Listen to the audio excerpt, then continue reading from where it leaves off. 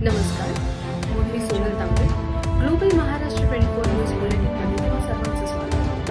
पाहूया आजच्या ठळक घडामोडी. फक्त ग्लोबल महाराष्ट्र 24 वृत्तवाहिनीच्या आपल्या हक्काचे विचार. नमस्कार, आपण पाहत आहात ग्लोबल महाराष्ट्र 24 न्यूज. आजच्या न्यूज बुलेटिनमध्ये आपले मनपूर्वक स्वागत. कोपरगाव बुद्धविहारात वर्षावास मालिकेतील 18वे पुष्प धम्ममय वातावरणात संपन्न. भारतीय बौद्ध महासभा विभाग क्रमांक 4 उल्वे नोडतर्फे आषाढ पौर्णिमा ते अश्विन पौर्णिमा या कालावधीत सुरू असलेल्या वर्षावास मालिकेतील 18वे पुष्प रविवार दिनांक 5 ऑगस्ट रोजी सकाळी 10:30 वाजता बौद्धाचार्यांच्या उपस्थितीत महापुरुषांच्या प्रतिमेचे पूजन करून कोपरगाव बुद्धविहारात धम्ममय वातावरणात संपन्न झालं. कार्यक्रमाचे सूत्रसंचालन विभाग शाखेच्या महिला संघटिका सुषमाताई ढाले यांनी केले. अध्यक्षपदी विभाग शाखेचे महिला उपाध्यक्ष मनीषा अहिरे यांची निवड करण्यात आली.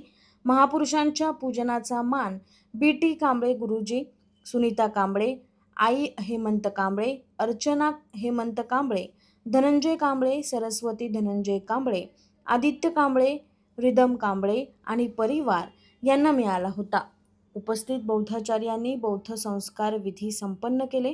शाखेचे संरक्षण उपाध्यक्ष अरविंद खरात यांनी उपस्थितांचे व मान्यवरांचे स्वागत करून एक्स प्रमुख वक्त्या केंद्रीय शिक्षिका भारतीय बौद्ध महासभा रायगड जिल्हा महिला कमिटी संघटना मंगलाताई शिंदे यांनी स्त्रियांचे उद्धारक डॉक्टर बाबासाहेब आंबेडकर या विषयावर साध्या सोप्या व प्रभावी भाषेत बाबासाहेबांनी स्त्रियांसाठी केले अनमोल कार्य, बाबासाहेबांमुळे स्त्रियांना मिळाले हक्क अधिकार याविषयी मार्गदर्शन केलं. शाखेच्या प्रथेनुसार BT कांबळे गुरुजी, सुनीता कांबळे, आई परिवार यांना आशीर्वाद गाथेच्या माध्यमातून त्यांच्या प्रती व त्यांच्या कुटुंबप्रती मंगलकामना व्यक्त करण्यात आली. अध्यक्षीय मनोगतातून मनीषा अहिरे यांनी बाबासाहेबांचे महिलांना असलेले उपकारांची जाणीव ठेवून प्रत्येक महिलेने कृतज्ञता म्हणून बाबासाहेबांनी महिलांवर ठेवलेला विश्वास सार्थ करून दाखवावा याविषयी मार्गदर्शन केलं. विभाग शाखेच्या सचिवा शीतल नरवाडे यांनी आभार प्रदर्शन करून सरणोत्तर घेऊन कार्यक्रमाची सांगता केली. सदर कार्यक्रमात भारतीय बौद्ध महासभा तालुका शाखा पनवेल महिला कमिटी संरक्षण उपाध्यक्ष अश्विनी व्हावले, केंद्रीय शिक्षिका अपेक्षा जाधव, केंद्रीय शिक्षिका जास्वंती माहुरीकर, विभाग शाखा अध्यक्ष धनंजय कांबळे, विभाग शाखा संस्कार सचिव दिलीप वाघांबरे, विभाग शाखा पर्यटन प्रचार उपाध्यक्ष अशोक कांबळे, संरक्षण सचिवा अर्चना कांबळे, विभाग शाखा महिला सचिवा उज्ज्वला सोनारे, विभाग शाखा महिला संघटिका कविता जाधव, वॉर्ड शाखा अध्यक्ष राजेंद्र साळवे, वॉर्ड शाखा सरचिटणीस चंद्रकांत अहिरे, वॉर्ड शाखा संरक्षण उपाध्यक्ष पोपटराव कांबळे, वॉर्ड शाखा पर्यटन उपाध्यक्ष चंद्रकांत कदम, कर्तव्यपर समता सैनिक अर्चना कांबळे, समता सैनिक अमोल गायकवाड, समता सैनिक देवानंद कांबळे, समता सैनिक प्रवीण नरवाडे, समता सैनिक अंबादास निकाळजे, समता सैनिक मनीषा सदार इत्यादी पदाधिकारी तसेच BT कांबळे गुरुजी, विजय उन्हवणे, MA जाधव, रतन सुरवाडे, उल्हास साळवे, सतीश बनसोडे, रोहिदास घोडेराव, अशोक सकपाळ, भीम कांबळे, भारत अवसरमल, बापूराव जाधव, सचिन जाधव, अंबादास निकाळजे, राजेंद्र गंभीरे, गोवर्धन काळे, आनंद जाधव, भास्कर राजगुरू, अनिल कीर्तने, राजेंद्र बुरबुरे, सुरेश कांबळे, जयवंत करडक, कृष्णा केदारे, भगवान वाघमारे, गणपत शेंडे, सचिन जाधव, महिलांमध्ये सुनीता कांबळे, कल्पना प्रसाद, शकुंतला साळवे, सानपाजी, माया शेंडे, विद्या उन्हवणे, सरस्वती कांबळे, सीमा कांबळे, बानू गायकवाड, प्रेरणा तडके, विद्या काटे, गांगुर्डेताई, नंदा खरे, पूजा बुरबुरे, कल्पना सैताने, सत्यशीला कांबळे, शालन सोंडाळे, विद्या कांबळे, करुणा सुरवाडे तसेच स्मिता कांबळे, प्रेम सुरवाडे, प्रशिक सदार, रिदम कांबळे, आदित्य कांबळे, आर्यन कांबळे, आरुष सोना, अद्विका नरवाडे इत्यादी बालबालिका मोठ्या बहुसंख्येने उपस्थित होते. Bureau report, global Maharashtra 24 news, Ulwe, Panvel. अशाच निरनिराळ्या आणि देशविदेशातील ठळक घडामोडी पाहण्यासाठी ग्लोबल महाराष्ट्र 24 न्यूज वृत्तवाहिनीला सबस्क्राईब करा, लाईक करा, शेअर करा आणि कमेंट बॉक्समध्ये आपल्या प्रतिक्रिया नोंद करा आणि पाहत रहा ग्लोबल महाराष्ट्र 24 न्यूज. धन्यवाद. आजच्या प्रमुख वक्त्या सन्माननीय मंगलाताई शिंदे यांचं कोपर विहारामध्ये आगमन होत आहे, तरी मी त्यांचं स्वागत करीत आहे. सुस्वागतम सुस्वागतम सुस्वागतम. आजच्या प्रमुख वक्त्या सन्माननीय मंगलाताई शिंदे यांचं कोपर विहारामध्ये आगमन होत आहे, तरी मी समता सैनिक दलांच्या समता सैनिक दलांच्या अर्चनाताई कांबळे यांना मी विनंती करते की ताईंना सन्मानपूर्वक विहारामध्ये घेऊन यावे.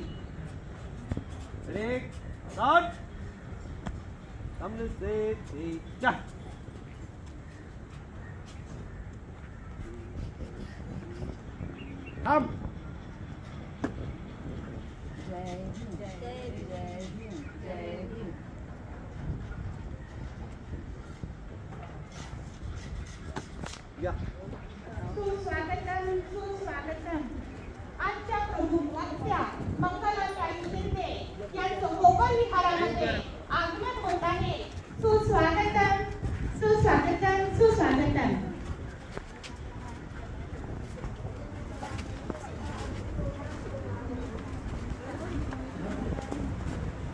आजच्या प्रमुख वक्त्या सन्माननीय कार्यक्रम छोटा असो या मोठा अध्यक्षाची गरज असते, म्हणून आजच्या कार्यक्रमाचे अध्यक्ष सन्माननीय शाखेचे उपाध्यक्ष मनीषाताई अहिरे यांना मी विनंती करते की त्यांनी अध्यक्षस्थान ग्रहण करावे.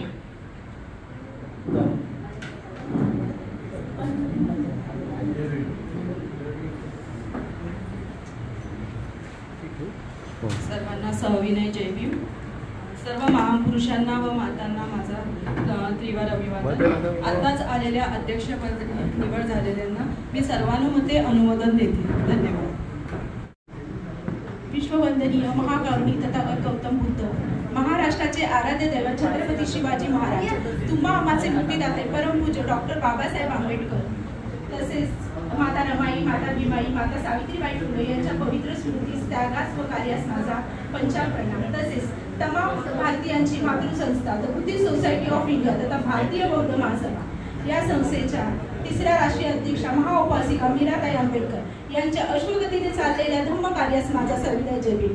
आज आपण वर्षावास मालिकेचे 18वे पुष्प गुंफत असताना ते उपस्थित उपासक, उपासिका, बालक, बालिका व विविध क्षेत्रातून आलेले सर्व मान्यवर यांना माझा सविनय जय भीम. आजच्या कार्यक्रमाच्या प्रमुख प्रवक्त्या सन्माननीय कमलताई शिंदे यांनाही माझा सविनय जय भीम. सर्वांना मी वर्षावास मालिकेच्या हार्दिक शुभेच्छा देते आणि आज मला अध्यक्षपदाचे जे स्थान दिले त्याचा मी स्वीकार करते. या पुढील कार्यक्रम शांततेने पार पाडण्यास आपण मला सहकार्य करावे अशी मी आपणास विनंती करते. जय भीम. नमो बुद्धाय.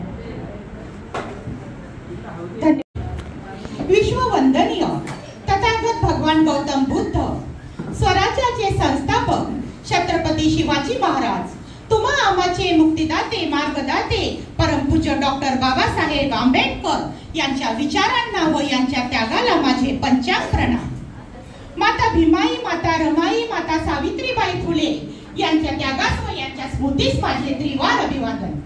तमाम भारतीयाची मातृसंस्था ती बुद्धिस्ट सोसायटी ऑफ इंडिया अर्थात भारतीय बौद्ध महासभा यांच्या 3ऱ्या राष्ट्रीय अध्यक्षा महाउपासिका मीराताई आंबेडकर यांच्या अश्वगतीनं चाललेल्या धम्म कार्यास माझं सविनय जय भीम.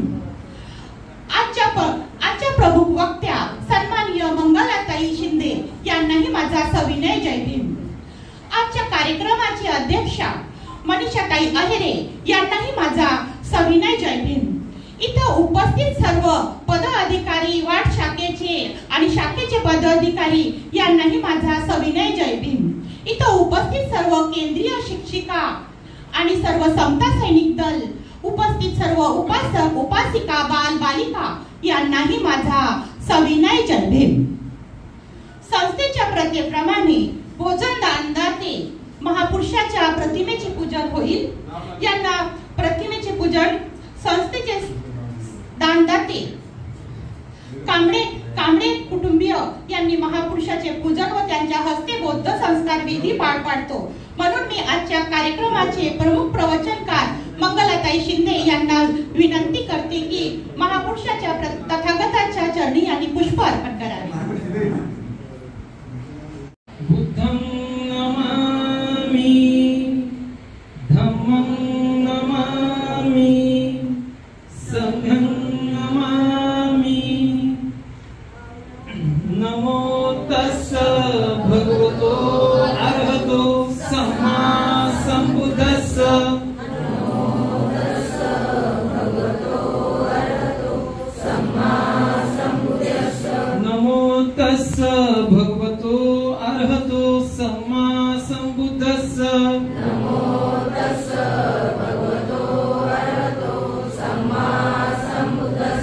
नमो तस्स भगवतो अरहतो सम्मा सम्बुद्धस्स।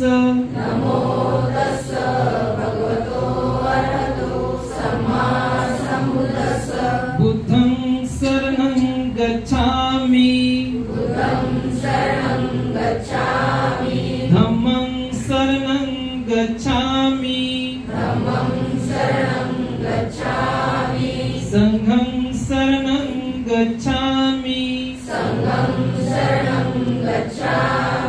द्वितीयंपि बुद्धं शरणं गच्छामि, द्वितीयंपि धम्मं शरणं गच्छामि, द्वितीयंपि संघं शरणं गच्छामि, तृतीयंपि बुद्धं शरणं गच्छामि, तृतीयंपि धम्मं शरणं गच्छामि, तृतीयंपि संघं शरणं गच्छामि, पाणातिपाता वेरमणि सिक्खापदं समादयामि,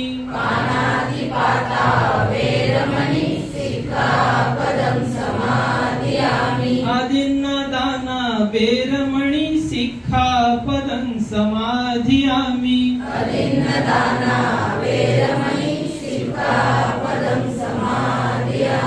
कामेषु मिच्छाचारा वेरमणि सिक्खापदं समादयामि,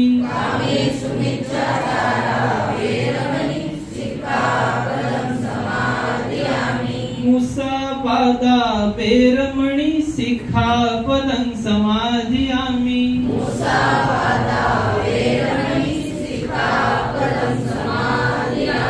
सुरामेरय मज्जपमादठाना वेरमणि सिक्खापदं समादयामि,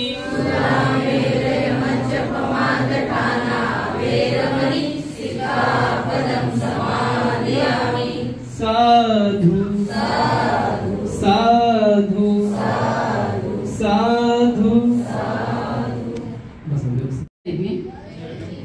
जगतवंदनीय जगद्गुरु सम्यक संबुद्ध भारतीय घटनेचे शिल्पकार डॉक्टर बाबासाहेब आंबेडकर यांच्या महान कार्याला आदर्श विचारणा व त्यागाला त्रिवार वंदन। तसेच दी बुद्धिस्ट सोसायटी ऑफ इंडिया तथा भारतीय बौद्ध महासभा शाखेच्या अध्यक्ष व उपासिका मीराताई आंबेडकर यांच्या धम्मकार्यास पंचांग प्रणाम। आणि आज वर्षावासाचं 18वं पुष्प जिथे गुंफण्यात येते ते कोपरी बुद्ध विहार, ह्या विहाराचे अध्यक्ष कांबळे सर आणि त्यांचं संपूर्ण कुटुंब आणि त्यांची संपूर्ण कमिटी, सर्वांना माझं सविनय जय भीम। केंद्रीय शिक्षिका तुम्हाला जय भीम, समता सैनिक दल सर्वांना जय भीम। आणि लहान बालक त्यांनी पण खूप उत्साहाने इथे येऊन आपलं गिफ्ट घेतलेलं आहे, त्यांनाही सविनय जय भीम। तर आज आपण आपल्या विषयाला सुरुवात करूया। आजचा विषय आहे डॉक्टर बाबासाहेब आंबेडकरांचं महिलांसाठी योगदान। आता बाबासाहेबांचं काय योगदान आहे हे सर्वांनाच ठाऊक आहे, पण शाखेची एक जबाबदारी असते की पुन्हा पुन्हा त्याची उजळणी करून देणं गरजेचं आहे। कारण सगळी जण सगळं काही घेऊन बसलेले आहेत, पण ज्याने कोणी काही केलेलं आहे ते त्यांच्या आयुष्यातून म्हणा, त्यांच्या डोक्यातून म्हणा, ते कायमचे विसरलेले आहेत आणि त्यांना त्याची जाणीव करून देणं गरजेचं आहे. म्हणून भारतीय बौद्ध महासभेने हा विषय घेतलेला आहे. आता महिलांना बुद्धांच्या काळापासूनच सन्मान मिळत नव्हता. त्यांना त्यावेळेला पण राबवलं जात होतं, त्यावेळेला कष्ट त्यांना सोसत होत्या, सर्व काही त्यावेळेपासून होतं. पण भगवान बुद्धाने सर्व महिलांना म्हणजे समजा यशोधरा, प्रजापती गौतमी, खेमा, आम्रपाली, सुजाता, विशाखा सर्व महिलांना आपल्या संघामध्ये सामील करून घेतला आणि त्यांना सन्मान दिला आणि सन्मानित केलं. कारण त्यावेळेला महिलांना एवढं सन्मानित कोणीच करत नव्हतं. तर भगवान बुद्धाने त्यांना सन्मान देऊन सन्मानित केलं. झुंबडच्या झुंबड बायका, करुणा देवीला पूजायला झुंबडच्या झुंबड बायका. अरे तो आजार आहे, आता तू एकामेकाला आजार लागला की नाही, त्याच्यामध्ये किती मृत्युमुखी पडले हे तरी कळायला पाहिजे की नाही. आता गणपतीला 1715 नाव, पण पाठ तर कोणालाच नाही. 8 नावं तेवढी पाठ आहे, बाकी काहीच नाही. सगळे रस्त्याने बघा जरांडेश्वर मरांडेश्वर लागला की मग शंकराची परंपरा. आता गणपती आणि शंकर ह्यांचं पण नातं किती जवळच आहे बघा. बाप बेट्याचं नाव आहे, पण एकामेकाला ओळखत नाहीत अजिबात. आयुष्यभरात त्यांनी कधी जवळ बसले नाहीत, एकामेकाला ओळखले नाही की हा बाप माझा आहे किंवा हा माझा मुलगा आहे, हे कोणालाच माहित नाही. फक्त आम्हीच म्हणायचं गणपती शंकराचा मुलगा आहे, गौरी शंकराची गणपतीची आई आहे.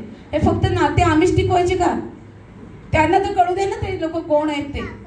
मग अशा ह्या अंधश्रद्धेमध्ये महिलांना जास्त उडवून टाकलं होतं त्यावेळेला. मग बाबासाहेबांनी काय केलं की नाही, माझ्या महिलांना मी अधिकार देईन. मग बाबासाहेबांनी काय केलं, त्यावेळेला खाण कामगार होते, त्याच्यामध्ये महिला सुद्धा काम करत होत्या खाण कामगारामध्ये. पण दोघंही सेम प्रकारे काम करत होते, पण महिलांना पेमेंट अर्धा होता आणि त्यांना पूर्ण. समजा त्याला 100 असतील तर महिलांना 50. पण दोघांची मेहनत सारखी होते, दोघांची वेळ सारखी होते. असं असतं ना, महिलांना का कमी? मग बाबासाहेबांनी त्यावेळेला असं सांगितलं, पुरुषांच्या बरोबर महिलांना समान वेतन मिळालं पाहिजे, कारण दोघांचं पण मेहनत तेवढीच आहे. तो 8 तास देतो, तेही 8 तास देते. मग त्यावेळेला त्यांना समान वेतन चालू झालं. आता नोकरीमध्ये 12 तासाची नोकरी करायची होती, बाबासाहेबांनी त्याचे 8 तास केले. ज्याला कोणाला म्हणजे आवश्यक असेल तर आपण म्हणतो ना 2 तासाची ओव्हर टाइम, मग ते फुकट नाही, 2 तासाचं तुम्ही भरपगारी दिलं पाहिजे. हे बाबासाहेबांनी तिथे मान्य केलं. तेव्हा आपल्याला ते भरपगारी रजा मिळायला लागल्या, रविवारची रजा.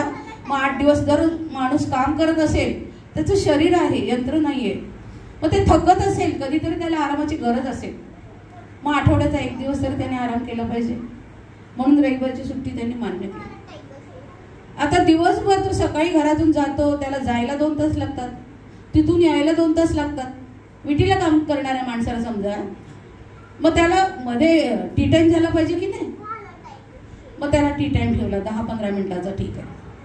आता दुपारी जेवायला काय त्यांनी सतत 8 तास कामच करायचं का? आणि पोटासाठीच कमवतोय ना आम्ही, पोट तर भरलं पाहिजे ना आमचं. मग त्यांना जेवणाची वेळ मधली 1 तास दिली, डॉक्टर बाबासाहेब आंबेडकरांनी दिलेली आहे. आता महिलांना बघा, गरोदर महिला राहिल्या, गरोदर महिला असतील,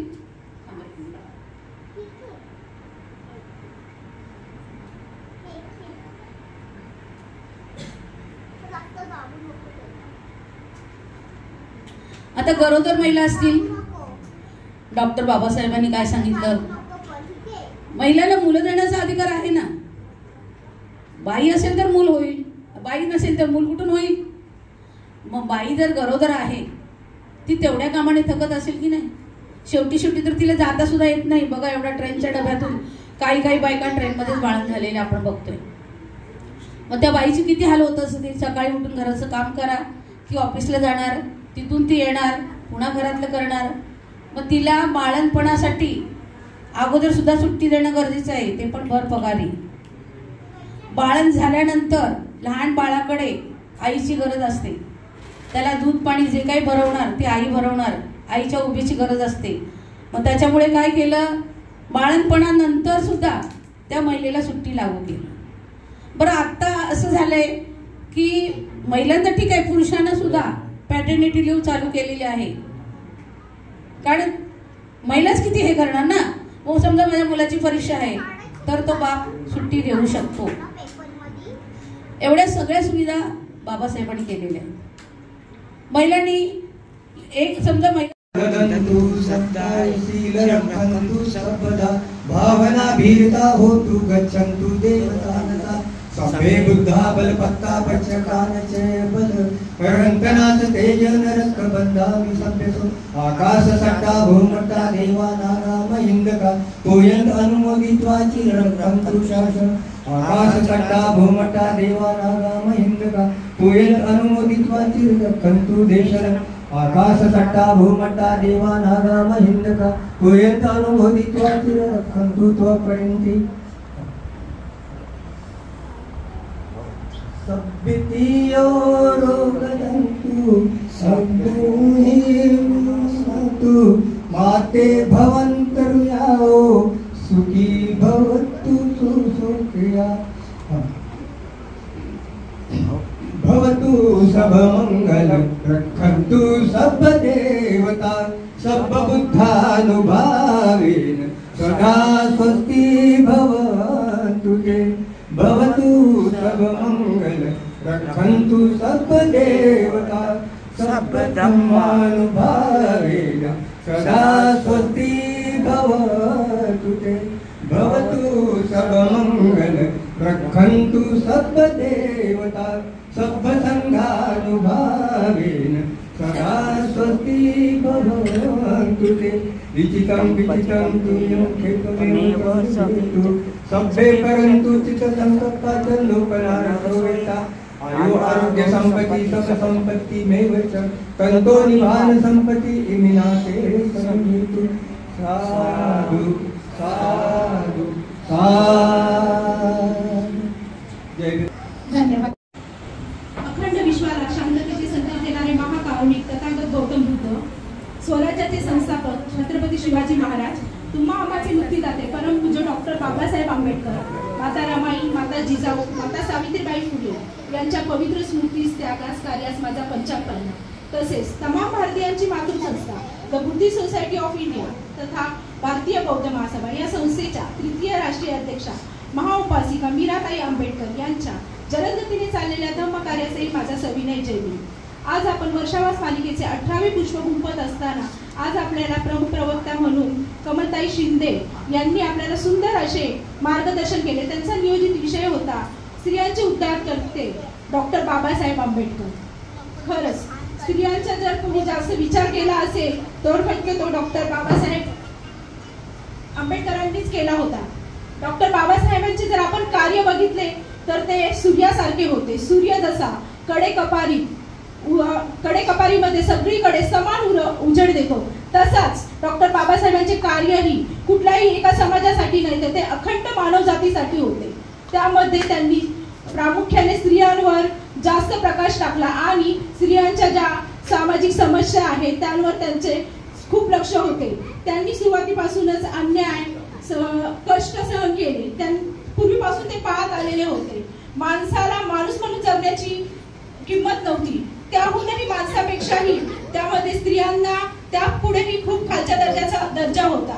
त्यांनी स्त्रियांसाठी खूप असे कायदे केले. त्यांनी संविधान लिहिले तेव्हा त्यांनी सर्वात जास्त स्त्रियांसाठी अधिकार दिले आणि तसेच त्यांनी हिंदू कोड बिल लिहिले, त्याच्यामध्येही त्यांनी स्त्रियांसाठीच खूप अधिकार आणि त्यांना खूप असे हक्क दिले होते. काही जेव्हा ते कायदे मंत्री होते तेव्हा स्त्रियांसाठी ज्यांनी ते कायदे बनवले होते तेव्हा मतांतर झाल्यामुळे ते हिंदू कोड बिल जेव्हा रद्द झाले तेव्हा त्यांना एवढा मनस्ताप झाला की त्यांनी ज्या समाजामध्ये स्त्रियांना किंमत नाही, त्यांच्या कायद्यांना किंमत नाही, तर त्या मंत्रिमंडळामध्ये मी राहणार नाही. त्यांनी त्या कायदे मंत्रिमंडळाचा राजीनामा दिला होता. एवढं आपल्यासाठी कोण करेल? आपला सक्का भाऊ, सक्के वडील ते करतील का आपल्यासाठी एवढे? डॉक्टर बाबासाहेबांशी आपलं रक्ताचं काही नातं नव्हतं, तरी सुद्धा त्यांनी आपल्याला न मागता एवढं काही स्त्रियांसाठी देऊन गेले. अमेरिकेमध्ये स्त्रियांना प्रत्येक हक्कासाठी, अन्यायासाठी त्यांना आंदोलन करावे लागले आणि आपल्याला सर्व काही फुकट आपल्या जन्माच्या अगोदरपासूनच आपल्याला हे सर्व भेटलेलं आहे. तर आपण त्याची जाणीव ठेवली पाहिजे आणि तसेच डॉक्टर बाबासाहेबांनी आपल्याला संविधानामध्ये जे अधिकार दिले, जे हक्क दिले, त्यामध्ये ताईंनी आपल्याला सांगितलेले आहे. तर मी सर्व महिलांना आवाहन करील की ताईंनी सांगितलं की ज्या स्त्रिया आपल्याला संविधानामध्ये दिलेलं आहे की वडिलांच्या इस्टेटीमध्ये आपल्याला समान अधिकार असतो, पण ताई बोलल्या की ज्यांची परिस्थिती खूप चांगली आहे, आपल्या भावाची जर परिस्थिती जर नसेल तशी, तर स्त्रियांनी तसं समजून घेतलं पाहिजे. कायदा आहे आपल्या बाजूनी म्हणून कायद्याने ते माझंच आहे असं न करता थोडासा विचारही केला पाहिजे. तसेच पुढे जाऊन घटस्फोट, परत पोटगी याचा अधिकार आहे. तर प्रत्येक वेळीच स्त्रियाच बरोबर असत असंही नाही होत. काही वेळा स्त्रियांकडूनही काही चुका होतात. तर स्त्रियांनी नुसतं कायदा माझ्या बाजूने आहे म्हणूनच सगळं काही असं केलं नाही पाहिजे, तर समोरच्याचाही विचार केला पाहिजे. बाबासाहेबांना हे नक्कीच अपेक्षित नव्हतं की डायरेक्ट केस करणं, कारण खूप साऱ्या केसेस अजून तशाच पडलेल्या आहेत, त्यांचा निकाल लागलेला नाही. आणि हे डॉक्टर बाबासाहेबांना अपेक्षित नव्हतं. डॉक्टर बाबासाहेबांनी स्त्रियांना जे अधिकार दिले त्यांनी पुढे जावे, उच्च पदावर राहावं, सगळ्यांनीच मोठ्या माणसांचा सगळ्यांचा आदर केला पाहिजे आणि पुढे गेले पाहिजे. सगळ्यांचा सन्मान. तुम्ही बाहेर जाऊन जर खूप मोठं कार्य कराल, घरातील वयोवृद्ध लोकांना, लहान मुलांना जर तुम्ही रिस्पेक्ट देणार नसेल तर तुमच्या कार्याचा काहीही उपयोग नाही. तर स्त्रियांनी सगळ्या बाजूनी विचार करूनच कार्य, समाजकार्य केलं पाहिजे. बुद्ध विहारामध्ये आलं पाहिजे, विचारांची देवाणघेवाण केली पाहिजे. तसेच डॉक्टर बाबासाहेबांनी जो आपल्याला बौद्ध धम्म दिला आहे, तेथे बौद्ध धर्माचे जे संस्कार आहे ते आपल्या घरामध्ये रुजवले पाहिजे. त्यानुसार आपल्या मुलांबाळांमध्येही बौद्ध संस्कार रुजवले पाहिजे असे मला वाटते. आणि इथून यापुढे मी आजच्या कार्यक्रमामध्ये ज्यांनी आपल्याला अल्प भोजनाचे दान दिले, दरवर्षीच ते आपल्याला भोजन दान करतात आणि आजही त्यांनी भोजन दान करून त्यांची दान पारमिता पूर्ण केलेली आहे. कांबळे कुटुंब, त्यांना मी खूप खूप शुभेच्छा देते. आज आमच्या शाखेचे अध्यक्ष सन्माननीय धनंजय कांबळे साहेब यांची धम्मपत्नी आमच्या सरस्वती ताई यांचा आज वाढदिवस आहे. तर ताईंना मी उदंड आयुष्यासाठी खूप शुभेच्छा देते. आपल्याला उत्तम आरोग्य लाभो, आपल्या सर्व मनोकामना पूर्ण होणं हीच मी तथागतांच्या चरणी मनोकामना व्यक्त करते. तसेच त्यांचे पुतणे आदित्य याचाही आज वाढदिवस आहे. त्यालाही मी सांगेन, दादा खूप मोठा हो, कांबळे कुटुंबाचं नाव मोठं कर, तुला खूप सुंदर असं कुटुंब भेटलेलं आहे. ते बौद्ध संस्कृतीचे सुंदर असं सगळं मार्गदर्शन तुला मिळतं. तू खूप शिक्षण घे, मोठा हो आणि तुलाही उदंड आयुष्य, उत्तम आरोग्य लाभो हीच मी तथागतांच्या चरणी मनोकामना व्यक्त करते आणि इथेच सांगते. जय भीम, नमो भीम. कुठून जुळल्या कुणा न कळल्या अशा ह्या रेशीम गाठी, ऋणानुबंधा ठाऊक नव्हते, एकमेकांना शोधत होते. नाते जसे जुने होते, आगमन झाले शुभयोगाचे. नाते जुळवणी निमित्त होते, कार्यक्रमाचे हे होते बंध रेशमाचे. आभार प्रदर्शन करण्यासाठी संधी मला दिल्याबद्दल मी शाखेच्या सर्व पदाधिकाऱ्यांचे मनापासून आभार व्यक्त करते. आणि आजचा कार्यक्रम खूप शांतरित्या आणि तुम्ही सर्वांनी खूप व्यवस्थितरित्या ऐकला आणि विषय सर्वांना खूप आवडला. आपल्या ताई बोलत होत्या, सानबाजी आई, आणि ताईंचं नाव नाही मला माहिती. ताई पण बोलल्या की विषय चालूच राहू द्या, खूप छान विषय आहे, पण ताईंनी वेळेअभावी विषय थांबवला. ताई खरंच खूप छान विषय तुम्ही आमच्या समोर मांडला आणि सोप्या अशा भाषेत आमच्या म्हणजे रोजच्या जीवनाचे जे वैयक्तिक तुम्ही उदाहरण देऊन विषय सांगितला. कसा स्त्रियांनी फायदा घेतला पाहिजे आणि कुठे नाही घेतला पाहिजे हे पण तुम्ही समजून सांगितले. खरंच तुमचे शाखेच्या वतीने खूप खूप आभार. त्यानंतर अध्यक्ष मनोगतातून पण ताईंनी खूप सुंदर असं त्यांनी आपले मनोगत व्यक्त केले. त्यांनी सुद्धा ताईंच्या शब्दांना सपोर्ट करतच आपल्याला सांगितले की आपण कोणत्याही गोष्टीचा फायदा नाही घेतला पाहिजे. आपल्याला जे हक्क आहे त्याबद्दल आपण लढा, पण जे आपल्याला चुकीचं आहे त्याला विरोध सुद्धा करा. त्याला तुम्ही एक गौतम बुद्धांनी सांगितले की त्याग ही प्रत्येक गोष्टीचा जरुरी असतो जीवनात. की तुम्ही एखादी गोष्ट ती आपल्या भावासाठी किंवा आपल्या पतीसाठी तुम्ही त्या गोष्टीचा त्याग करा आणि जीवनाचा आनंद घेत समोर सरा. ताई तुम्ही आपल्या अध्यक्ष मनोगतातून खूप सुंदर असे मार्गदर्शन केले. यानंतर आपल्या कार्यक्रमाला ज्या कर्तव्यपार समता सैनिक कांबळे ताई यांनी आपली ड्युटी चोख बजावली, त्यांचे सुद्धा मी शाखेच्या वतीने खूप खूप आभार करते. यानंतर आजचे दानदाते कांबळे कुटुंब, आपल्या कांबळे आई, कांबळे बाबा यांनी आपल्या परिवारात, आपण त्यांचा परिवार नेहमीच बघत राहतो शाखेत आल्यावर, खूप असं छान त्यांनी कुटुंब जुळवून ठेवलेले आहेत. आणि ताईंचा आज बर्थडे आहे आणि त्यांच्या नातवांचा बर्थडे आहे, तर त्यानिमित्त त्यांनी सहकुटुंब पूर्ण त्यांनी जे भोजन दान केलेले आहे. तरी मी सर्व कुटुंबांचा आणि आईंचा त्यांचे सुद्धा आभार मानते की तुम्ही आम्हाला भोजनच्या मार्फत तुम्ही शाखेला दान केले. यानंतर इथे सर्व जे पदाधिकारी वेगवेगळ्या शाखेतून आले, आपल्या वेळेचा वेळ काढून आपली इथे हजेरी लावली आणि आजचा विषय ऐकला शांततेने, त्यांचे सुद्धा मी सर्वांचे आभार मानते. यानंतर जे आपल्या पदाधिकारी आहेत शाखेचे, जे दिवस रात्र कसे आपल्या कार्यक्रम व्यवस्थित पार पाडायचा आहे, तो कसा पूर्ण उलव्यामध्ये त्याची प्रचार झाला पाहिजे, धम्म कसा पोहोचला पाहिजे प्रत्येक घरोघरी, त्याचे तातडीने प्रयत्न करत राहतात. तर मी सर्व पदाधिकाऱ्यांचे सुद्धा आभार मानते.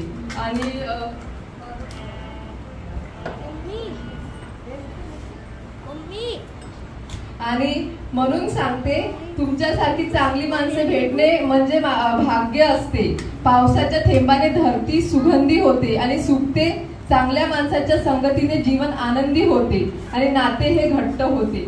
तुमचे प्रेम, जिव्हाळा, आपुलकी असेच आमच्या सोबत राहू द्या. तुमच्या सर्वांचे आभार प्राप्त ठरते. पूर्णविराम म्हणजे शेवट नाही, कारण आपण त्यानंतर नवीन वाक्य लिहू शकतो. त्याचप्रमाणे आभार प्रदर्शन म्हणजे शेवट नाही, तर नव्याने यशाची सुरुवात असते. तर हा कार्यक्रम शरणोत्तर घेऊन संपेल याची मी हे जाहीर करते. आणि जे कांबळे कुटुंबियांनी आपल्याला हे भोजनदान केलं, त्याचा आस्वाद घेऊनच सर्वांनी आपल्या मार्गी आपल्या घरोघरी जावे. धन्यवाद.